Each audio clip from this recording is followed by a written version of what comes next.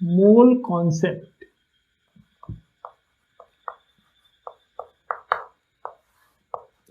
This is very important topic in chemistry. जहां भी हम लोग को मोल से रिलेटेड प्रॉब्लम्स आएंगे वहां पर इस टॉपिक की जरूरत पड़ेगी, यानी मोल के कॉन्सेप्ट की जरूरत पड़ेगी। ठीक है, तो इस टॉपिक में सबसे पहले तो हम लोग मोल को डिफाइन करने वाले हैं। उसके बाद मोल से रिलेटेड बहुत सारे फॉर्मूला हैं, ठीक है, उसको समझना है हमको कि वो फॉर्मूला कैसे बने हुए हैं। ठीक, तभी हम लोग मोल से रिलेटेड जितने भी न्यूमेरिकल प्रॉब्लम्स होंगे उसको हम लोग आसानी से कर सकते हैं। और ये बहुत ही इंपॉर्टेंट है, किसी भी एग्जाम में अगर केमिस्ट्री सब्जेक्ट है तो उसमें मोल कॉन्सेप्ट के क्वेश्चंस होंगे। और आगे भी हम लोग जो टॉपिक्स पढ़ेंगे केमिस्ट्री में, ठीक है, जितने भी टॉपिक हो, चाहे गैस लॉ से रिलेटेड हो, ठीक है, या स्टोइकियोमेट्री से रिलेटेड हो, एम्पिरिकल फार्मूला, मॉलिक्यूलर फार्मूला, ठीक है, इसी तरह से बहुत सारे कैलकुलेशंस हैं जहां पर मोल कॉन्सेप्ट की जरूरत पड़ती है। इसलिए आपको ये बहुत ही अच्छे से समझना है। ठीक है, तो सबसे पहले मोल होता क्या है। अब मोल की जहां तक बात है, जैसे ही हम लोग फिजिक्स में फंडामेंटल यूनिट्स और डिराइव्ड यूनिट्स, ये जो टॉपिक है फिजिक्स में, जो कि क्लास 8th में ही बच्चे को पता चल जाता है, तो वहां पर ये डिस्कशन किया जाता है कि mole is the fundamental unit for the amount of substance. ये एक बेसिक नॉलेज है, या कह सकते हैं हम लोग प्री नॉलेज है इस टॉपिक के बारे में हम लोग की। ठीक है, mole is the fundamental unit for the amount of substance. ठीक है, और ये परफेक्ट डिफिनीशन है। इससे आगे मोल कैसे डिफाइन किया गया है, फंडामेंटल यूनिट तो है ये, लेकिन कैसे डिफाइन किया गया है उस चीज का डिस्कशन हम लोग अब आगे करेंगे। ठीक है, तो चलिए इसको डिफाइन करते हैं। मोल इज द, हम इसको लिख देंगे 1 मोल तो बेटर होगा। 1 mole is the amount of substance, amount of substance which contains exactly the same number of particles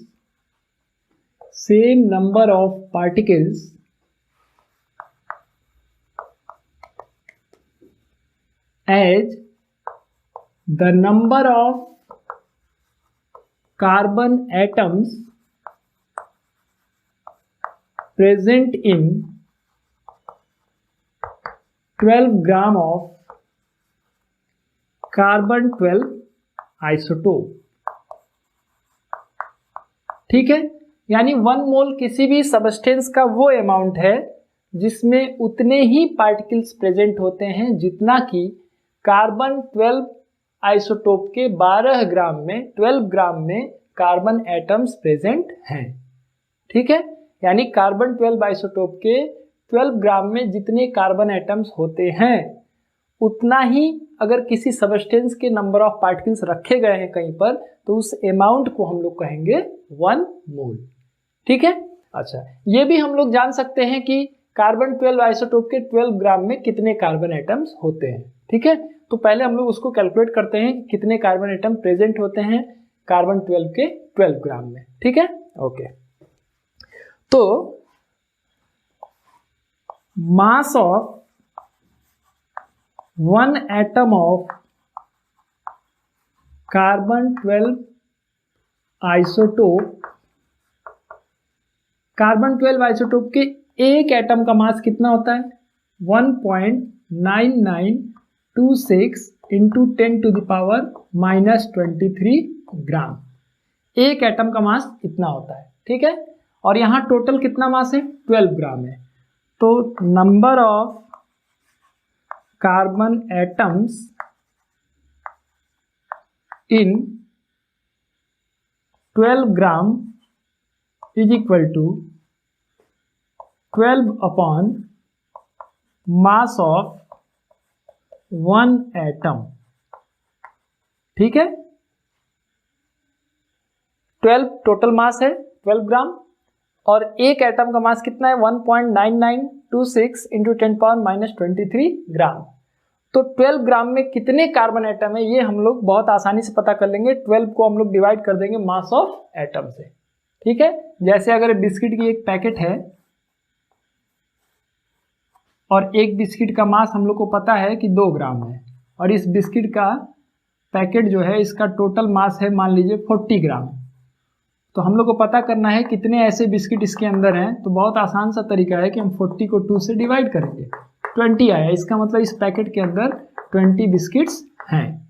ठीक वैसे ही 12 ग्राम में कितने कार्बन एटम्स हैं ये जानना है हमको, तो एक एटम के मास से हम लोग उसको डिवाइड कर देंगे।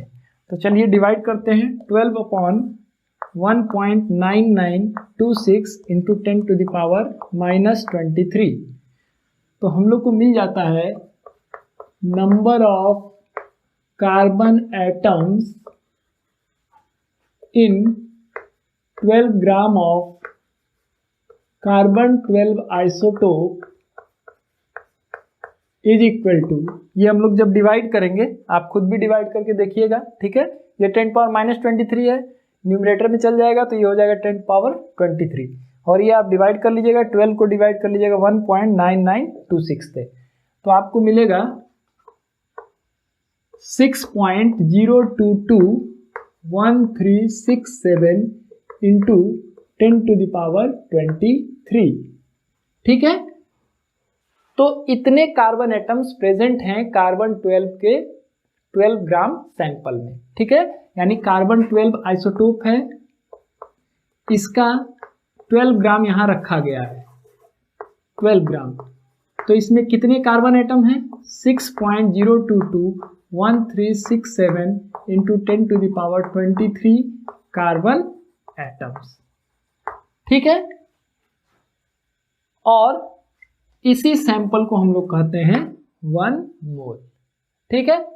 अगर आप मान लीजिए कि कोई दूसरा सबस्टेंस यहाँ रखा गया है, यहाँ पर कोई दूसरा सबस्टेंस है जिसमें उतने ही पार्टिकल्स हैं जितने कि कार्बन 12 के 12 ग्राम में कार्बन एटम, मतलब इसमें भी उतने ही पार्टिकल्स हैं, तो इस सबस्टेंस के इस अमाउंट को हम लोग 1 मोल कहेंगे। यही डिफिनीशन है आपका।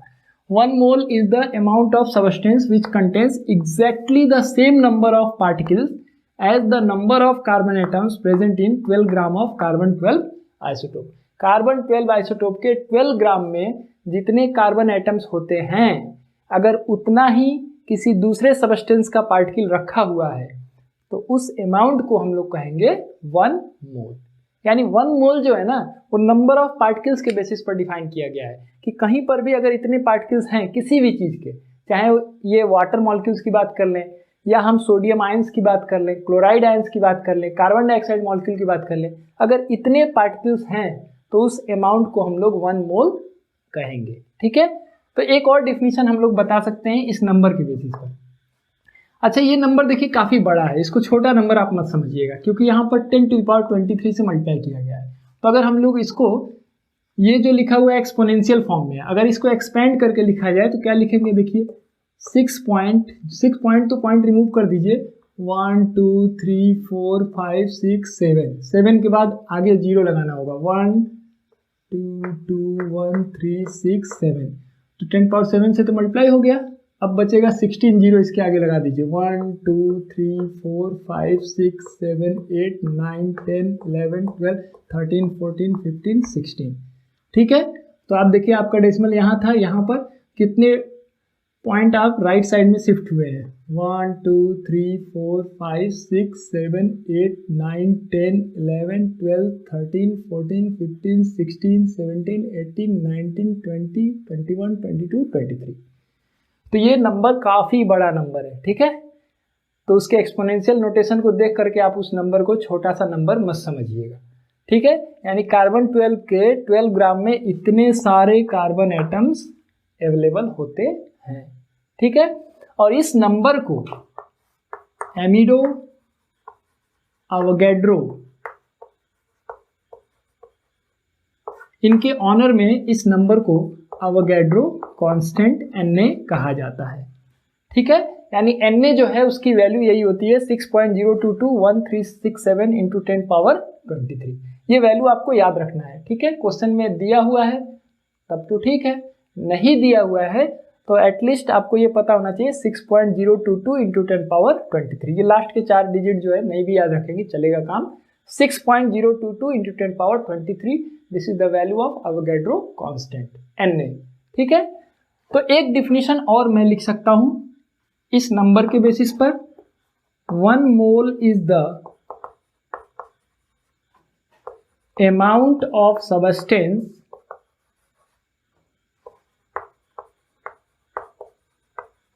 which contains 6.022 into 10 to the power 23 particles. ठीक है, 6.022 into 10 पावर 23 पार्टिकल्स। पार्टिकल्स में आयंस हो सकते हैं, एटम्स हो सकते हैं, मॉलिक्यूल्स हो सकते हैं, एटसेट्रा। ठीक है ना। और इस नंबर के जगह पर आप अवोगाड्रो कांस्टेंट भी लिख सकते हैं, मतलब सेम डिफिनीशन में आप लिख सकते हैं 1 mole is the amount of substance which contains Na means Avogadro constant, Na particles. ठीक है, तो इस तरह से हम लोग 1 मोल को डिफाइन कर सकते हैं। ठीक है। अच्छा, एक छोटा सा टर्म है जो बार बार कैलकुलेशन में आते रहता है और हम लोग को परेशान भी करता है। ठीक है, मोलर मास। मोलर मास जो है कैसे डिफाइन किया गया है, तो किसी सबस्टेंस का जब हम लोग मोलर मास डिफाइन करते हैं मतलब ग्राम मोलर मास। तो ग्राम मोलर मास मतलब क्या होगा कि किसी सबस्टेंस के 1 मोल का जो मास होता है उसी को हम लोग कहते हैं ग्राम molar mass of the substance. जैसे आप मॉलिक्यूल के लिए डिफाइन करते थे ग्राम मॉलिक्यूलर मास, एटम के लिए ग्राम एटॉमिक मास, उसी तरह सबस्टेंस की बात जब हम लोग कहेंगे तो उसी को हम लोग कहते हैं ग्राम मोलर मास। ठीक है, मैं उसको भी डिफाइन कर दूं, ग्राम molar mass is the mass of 1 mole of substance। ठीक है, किसी भी सबस्टेंस के 1 मोल का जो मास होता है उसी को हम लोग कहते हैं ग्राम मोलर मास। ठीक है, तो ये हमारा कॉन्सेप्ट है मोल का। Mole is the fundamental unit of the amount of substance. It can also be defined as 1 mole is the amount of substance which contains exactly the same number of particles as the number of carbon atoms present in 12 gram of carbon 12 isotope। और कितने atom होंगे 12 ग्राम में, carbon 12 के 12 ग्राम में कितने carbon atom होंगे, 6.022 into 10 power 23 carbon atoms are present in 12 gram of carbon 12 isotope, and this number is called Avogadro number. So we can also define 1 mole is the amount of substance which contains Avogadro number of particles। ठीक है। अच्छा, अब ये definition जो बनाया गया इसी basis पर कुछ फॉर्मूला बना दिए गए जिससे हम लोग मोल्स से रिलेटेड कैलकुलेशन कर सकते हैं। ठीक है ना। अच्छा, important relationship.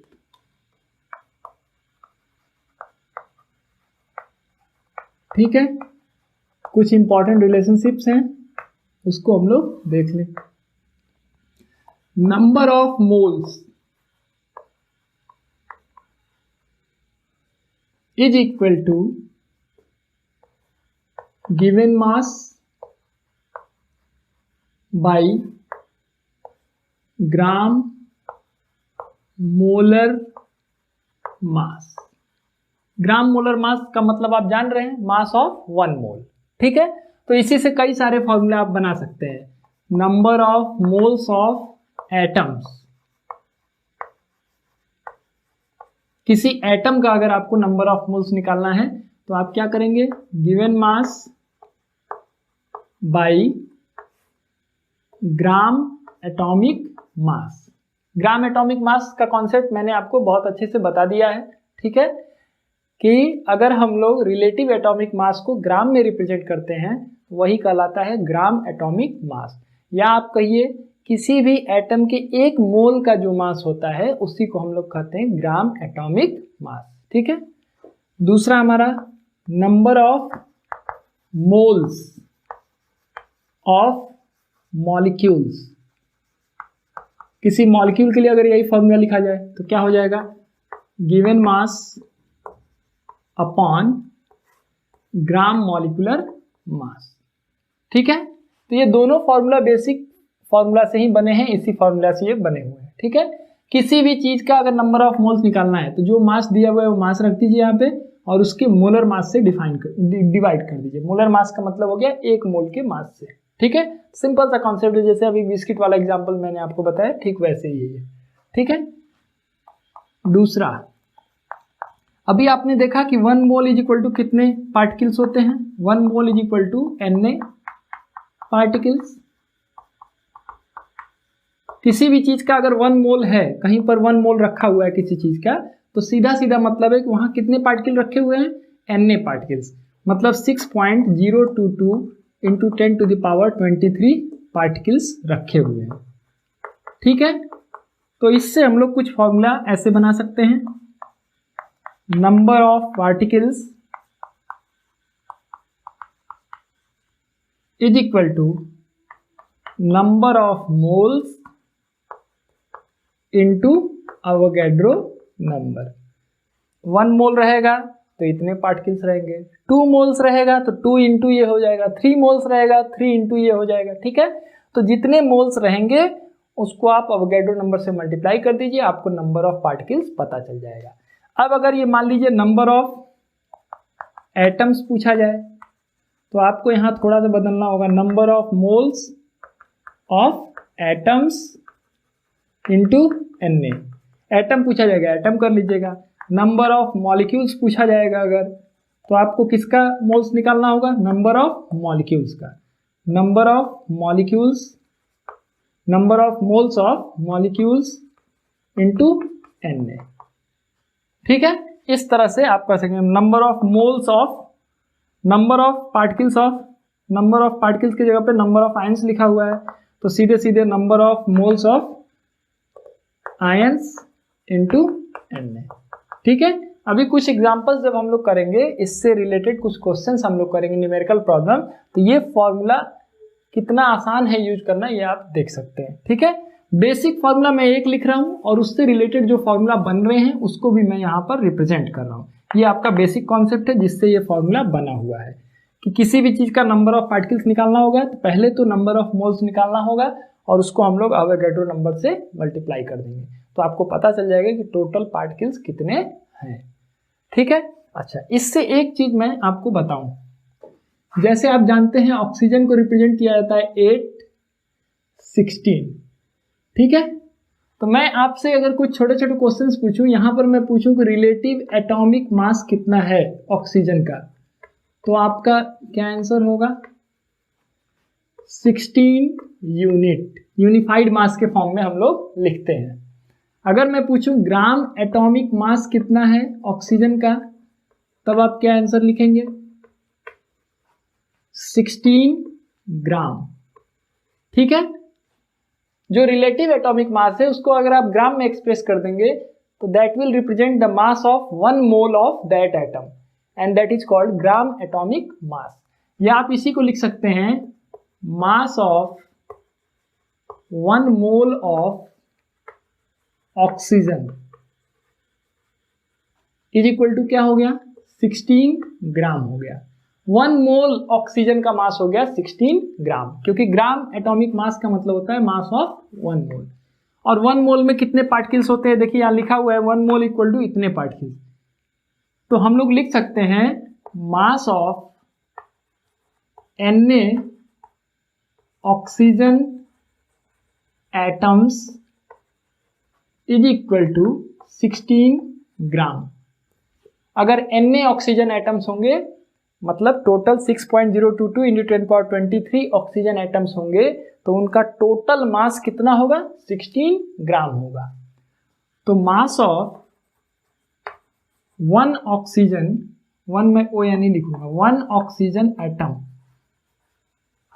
Mass of 1 oxygen atom is equal to क्या हो जाएगा? 16/Na। जाहिर सी बात है कि अगर 6.022 इंटू 10⁻23, या इसी को मैं Na लिख रहा हूं, Na ऑक्सीजन एटम है तो काफी ज्यादा होंगे, उनका टोटल मास 16 ग्राम है, तो एक एटम का मास क्या होगा? कम होगा। तो यूनिटरी मेथड आप जान ही रहे हैं, इस Na को ले जाकर के उधर डिवाइड कर देंगे, तो मास ऑफ 1 ऑक्सीजन एटम कितना आ गया? 16/Na। ये 16 इसका क्या था? देखिए तो ग्राम एटॉमिक मास था। ठीक है, तो आप ऐसे भी इसका फॉर्मूला लिख सकते हैं, मास ऑफ 1 एटम, बहुत ही इंपॉर्टेंट रिलेशनशिप है, याद रखिएगा। किसी भी एलिमेंट के एक एटम का मास अगर आपको निकालना हो, mass of one atom is equal to होता है gram atomic mass upon Na। This is very important relationship, क्योंकि बच्चे यहाँ बहुत गलती करते हैं एग्जाम में ये क्वेश्चन, ठीक है। जैसे एक क्वेश्चन है, देखिए क्वेश्चन है Pb, Pb is the symbol of lead. Lead का एटॉमिक नंबर है 82 और मास नंबर है 208। ऐसे सिंबल बनाया गया है और पूछा जा रहा है the mass of one atom of lead is, इसके एक एटम का मास कितना होगा। तो आंसर में बहुत सारे बच्चे 208 लिख देते हैं।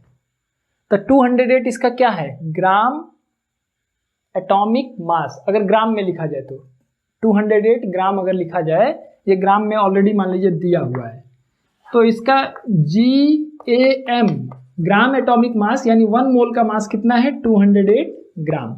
और एक एटम का मास पूछा गया है, तो एक एटम का मास मतलब होता है gram atomic mass by Na, यानी आपका आंसर क्या होगा 208 upon Na। This is your answer, ठीक है, क्लियर है। इसी तरह से अगर मॉलिक्यूल का भी पूछा जाएगा तो आपके लिए उसी तरह से फॉर्मूला बन जाएगा। मैं यहां लिख दे रहा हूं, mass of one molecule is equal to gram molecular mass upon Na।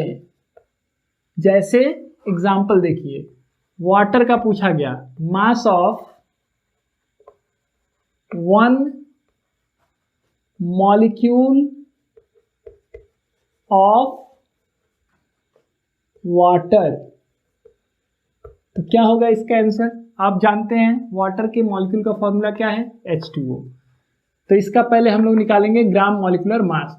तो 2 into hydrogen plus 1 into oxygen, क्या हो जाएगा 2 इंटू 1 ग्राम इसका ग्राम एटॉमिक मास, प्लस 1 इंटू ऑक्सीजन का 16 ग्राम, तो 2 प्लस 16 क्या हो गया 18 ग्राम।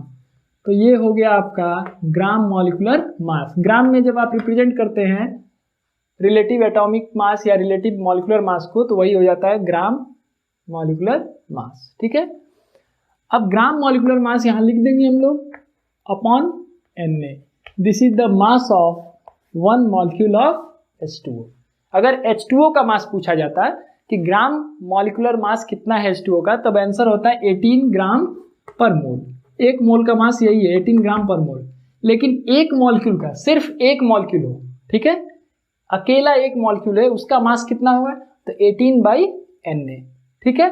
तो ये दो फॉर्मूला इसी फॉर्मूला से बने हुए हैं जो अभी मैंने बताया, ठीक है। तो यहां देखिए ये इंपॉर्टेंट फॉर्मूला हो गया एक, नंबर ऑफ मोल्स किसी भी चीज का निकालना होगा तो given mass by gram molar मास, यानी जो मास दिया गया होगा उसको उसके एक मोल के मास से डिवाइड कर देना है। एटम होगा तो GAM हो जाएगा, मॉलिक्यूल होगा तो GMM।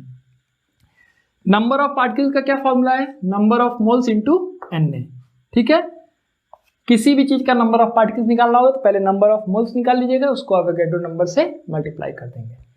उसके बाद मैंने दो और फॉर्मूला ऐड किया यहाँ पे, दोनों ही बहुत इंपॉर्टेंट फॉर्मूला है, ठीक है।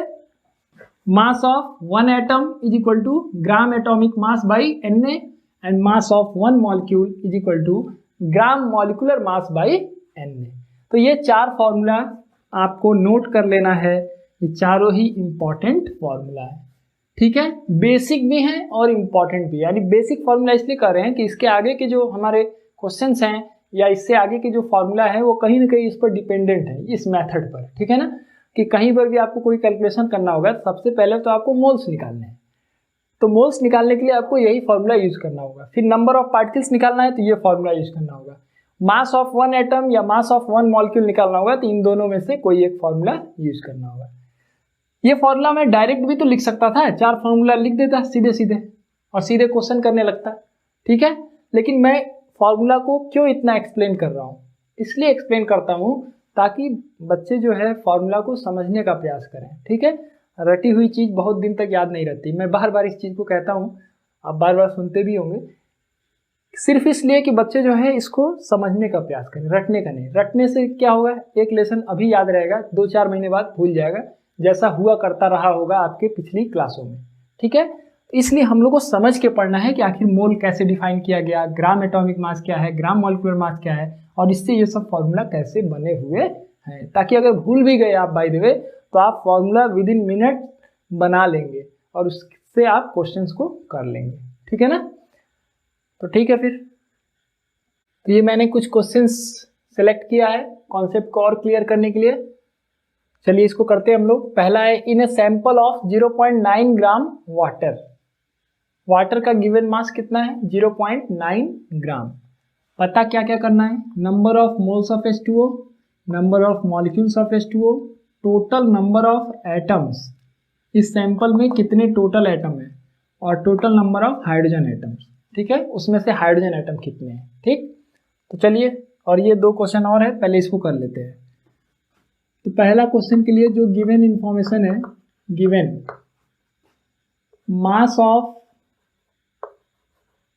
वाटर, या आप इसी को कह सकते हैं गिवन मास, कितना दिया है, 0.9 ग्राम। और हम लोग को जरूरत पड़ेगी ग्राम molecular mass, gram molecular mass of water. तो वाटर का फॉर्मूला आप जान ही रहे हैं, H2O होता है। तो ग्राम मॉलिक्यूलर मास क्या हो जाएगा, 2 into gram atomic mass of hydrogen plus 1 into gram atomic mass of oxygen. ये हो जाएगा 2 इंटू 1 ग्राम प्लस 1 इंटू 16 ग्राम। ठीक है, ये ब्रैकेट यहाँ हो जाएगा, ये हो गया आपका 18 ग्राम। ठीक है, ग्राम मॉलिक्यूलर मास का मतलब ही होता है 1 मोल का मास। ठीक है, अब हम लोग को पहले निकालना है number of moles of H2O। पहला, number of moles of H2O, क्या फॉर्मूला है, given mass by molar mass. Molar mass मतलब 1 मोल का मास, मतलब ग्राम मॉलिक्यूलर मास कितना हो जाएगा, 0.9/18। देखिए, ऐसे क्वेश्चंस को हम लोग को डेसिमल में नहीं सॉल्व करना है। मोल कॉन्सेप्ट के जितने भी क्वेश्चन पूछे जाते हैं, ऑलमोस्ट ऑल क्वेश्चंस ऐसे दिए जाते हैं कि वो आसानी से कट करके एक फ्रैक्शन आपको मिल जाएगा। जरूरी नहीं है कि उसको आप डेसिमल में रिप्रेजेंट करें। ठीक है, तो देखिए इसको मैं ऐसे लिख दे रहा हूँ, 9/10 इंटू 18, 9 2 जा 18 यानी 1/20। तो आप इसको लिख सकते हैं 0.05 मोल्स। आसानी से कट गया, ये इसी पर छोड़ सकते हैं आप। ठीक है, दूसरा है number of molecules, number of molecules. Number of molecules का फॉर्मूला मैंने बताया था, नंबर ऑफ मोल्स, इसको हम लोग n से रिप्रेजेंट करते हैं, तो मैं n लिख दे रहा हूं यहाँ पे। Number of moles n into Avogadro number, यानी 1/20 इंटू 6.022 इंटू 10⁻23। देखिए इसको मैं ऐसे लिख दूं, 1/2 इंटू 6.022 इंटू 1/10 इंटू 10⁻23। 20 को मैंने 1/2 इंटू 1/10 लिख दिया है। ये डिवाइड करेंगे, आ जाएगा 3.011 इंटू, ये एक पावर यहाँ पर डिक्रीज हो जाएगा, 23 से 22 हो जाएगा। This is your answer, 22। तीसरा क्या है, टोटल नंबर ऑफ एटम्स। तो टोटल नंबर ऑफ मॉलिक्यूल्स आपको पता चल गया, इतने हैं। अब एक मॉलिक्यूल में कितना एटम है, 2 हाइड्रोजन एटम है और 1 ऑक्सीजन एटम है, यानी टोटल कितने हो गए, 3। तो आसानी से निकल गया टोटल नंबर ऑफ एटम्स। ये एक फॉर्मूला भी हो जाएगा, total number of molecules into number of atoms in 1 molecule. अब यहाँ जगह कम है तो मैं बोल रहा हूँ, उसको ध्यान से सुनिएगा, number of atoms in 1 molecule. ये एक फॉर्मूला बन जाएगा। किसी भी केस में टोटल नंबर ऑफ एटम्स निकालना होगा, मॉलिक्यूल आप निकाल चुके हैं, तो एक मॉलिक्यूल में जितना एटम होगा बस उससे आप मल्टीप्लाई कर दीजिए। ठीक है, तो टोटल नंबर ऑफ मॉलिक्यूल कितना आया है, 3.011 इंटू 10⁻22। इसको आप मल्टीप्लाई कर देंगे 3 से, ठीक है। कितना हो जाएगा 9.099 into 10 power 22। This is the number of atom.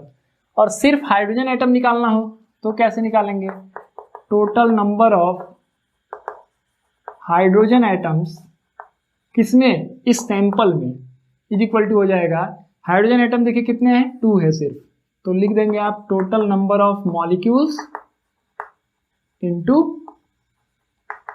Number of hydrogen atoms in 1 molecule, ठीक है। पूरा लिख लीजिएगा भाई।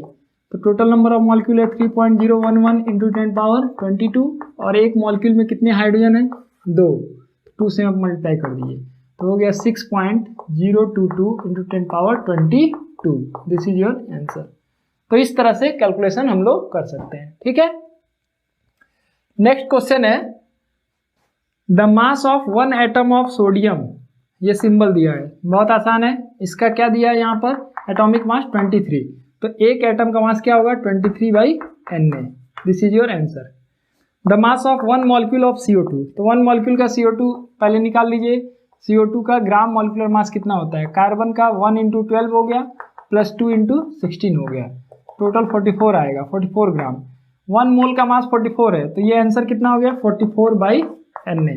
क्योंकि जब भी 1 मॉलिक्यूल या 1 एटम का मास पूछा जाएगा तो जो उसका मोलर मास होगा, 1 मोल का मास होगा, उसको Na से हम लोग डिवाइड कर देते हैं, ठीक है। तो ऐसे ही क्वेश्चन मोल कॉन्सेप्ट पर हैं, बेसिक क्वेश्चंस हैं, इसको आप अच्छे से प्रैक्टिस करेंगे। मोल्स निकालने आपको आ गया अच्छे से, तो आगे के जो हमारे कंसंट्रेशन टर्म्स है, जो कि क्लास 12th में सॉल्यूशन में जो चैप्टर है वहाँ भी उस चीज़ को पढ़ना है, ठीक है। 11th में वॉल्यूमेट्रिक कैलकुलेशंस करके एक टॉपिक दिया हुआ है, ठीक है। 11th के सिलेबस में वॉल्यूमेट्रिक कैलकुलेशंस दिया हुआ है। 12th के सिलेबस में जाइएगा तो सॉल्यूशंस करके एक चैप्टर है, तो दोनों ही चैप्टर में एक ही कॉन्सेप्ट है आपको।